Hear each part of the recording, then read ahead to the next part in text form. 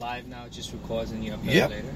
Hello, everybody. We're talking cryptocurrency tonight with Rishan, Yeah, Rashad, yeah. and you're an expert in the field. It sounds like you know what you're talking about. What's the future hold for digital currency?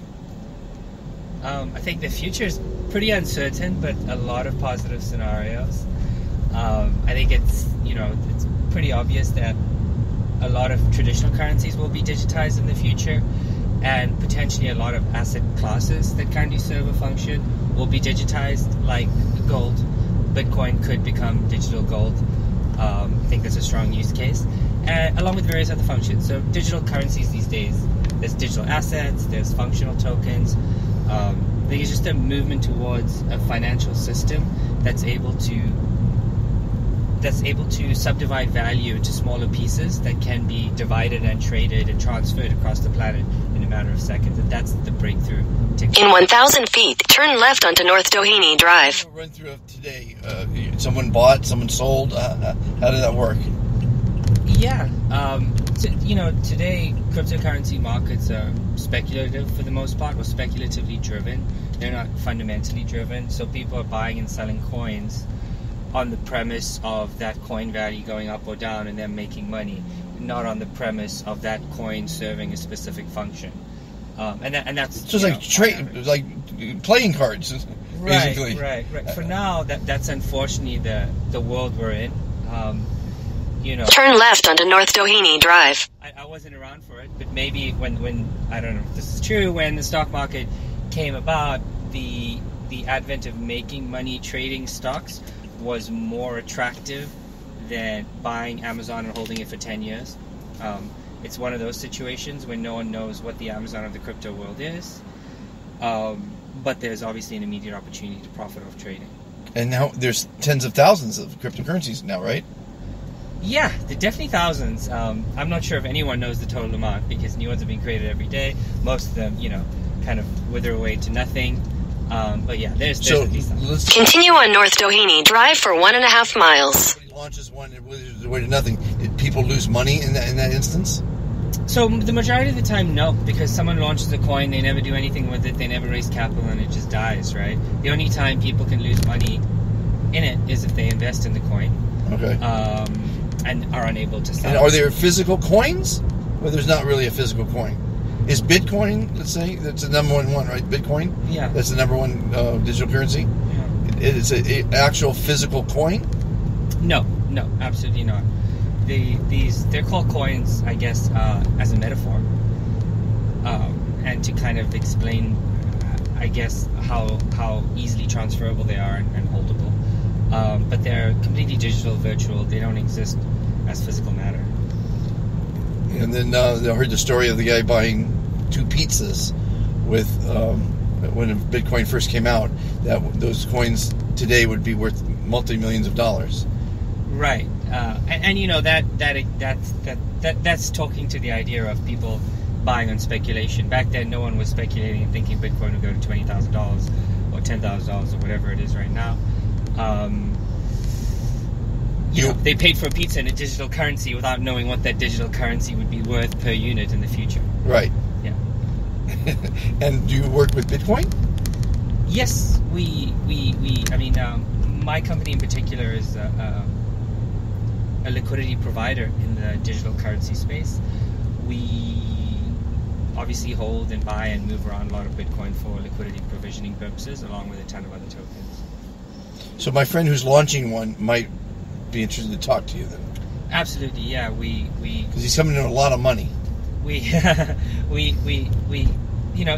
you're launching a new digital token or currency, whatever your vision for it is, a big part of it being successful, just like a big part of Amazon being successful, is a healthy secondary market, a healthy trading market of the stock, and likewise here, a healthy trading market of the token. And that's what we do. We basically provide that liquidity, help think through all the challenges in the secondary market, volume challenges, price challenges of your token, how that interacts with the sustainability of your project, how it allows you or handcuffs you in terms of paying for your expenses and whatnot. That's our big function. And what will a coin launch for? What price point? It's totally dependent, on the amount of tokens created and the price at which they were sold during the sale.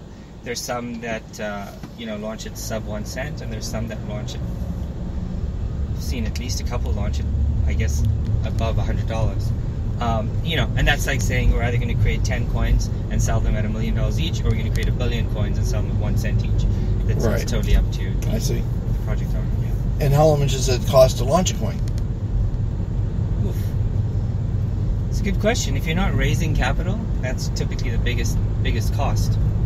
If you're not raising capital, you just want to launch a coin. I mean, I did one for one of my investors' son's bar mitzvahs over the weekend in 10 minutes with him.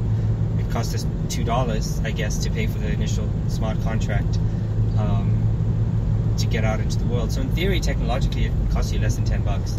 In practice, you're building a business and you're probably raising capital. And if someone likes that particular coin, they're going to give you money and they're going to buy some of those coins.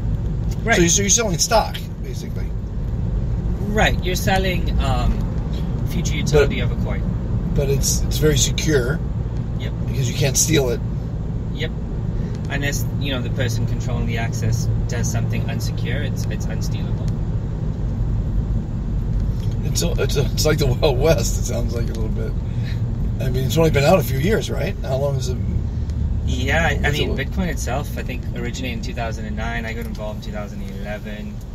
It's only really hit mass kind of media / mainstream last year, I'd say, for the most part. And is it an American market? Is it Chinese? Is it It's international. The crypto markets don't close. They're 24/7, much like currency markets. They don't close for the weekends either. The biggest trading volumes are out of Asia, for sure. And what's the website that controls this? Is it one website? No, not at all. I mean, you see the values of all these? You can see the values of all the tokens on CoinMarketCap. In 1,000 feet, turn right onto Pico Boulevard. I'm sorry, CoinMarketCap. CoinMarketCap.com. Okay. Yeah. And they're all listed there. Not all the coins, but the ones worth knowing. Okay. Are listed. And you can see where they're trading and stuff like that on there. And so an investor comes to you and say, I want to put some of my money into this market, and you'll suggest... Take the next right onto Pico Boulevard. Yeah, for as an informal discussion, yeah. I've definitely helped a lot of friends and family and whatnot pick their investments in the crypto space. In general, I think it's a good idea to have some exposure to the cryptocurrency. In half a mile, turn right onto Idris Drive. Because there's a very good chance it becomes the future of the financial marketplace. Uh-huh. And if that happens, it doesn't really matter which coin you pick for the most part. As long as you pick something reasonable, rising tide, raises all ships, right? So you just want exposure to the asset class more than anything. The tokens you pick, that's much more debatable and much more of a gamble if you're trying to beat out other tokens. Okay.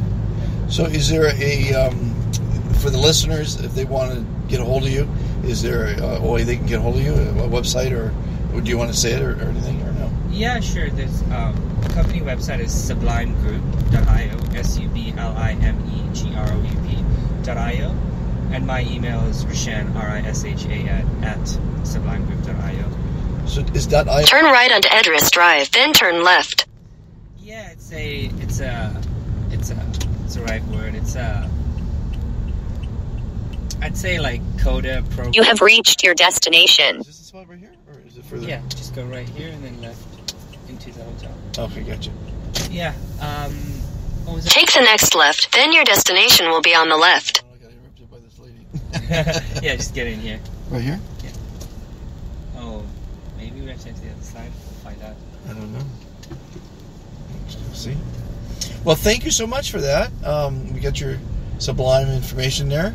And I do definitely want your number because I think Mikhail might be interested in talking to you. So do you have a card on you? Not on me, but I'll give you my number directly in a sec. Was this the event here? Yeah. Well, I'm just here to see a friend. Okay. So, so here, let's get the number. Hold on here. Drop off. And I have contacts plus Nishan, N-I-S. R-I-S. I'm sorry, R-I-S. H-A-N. H-A-N. you. And, okay, 1 second.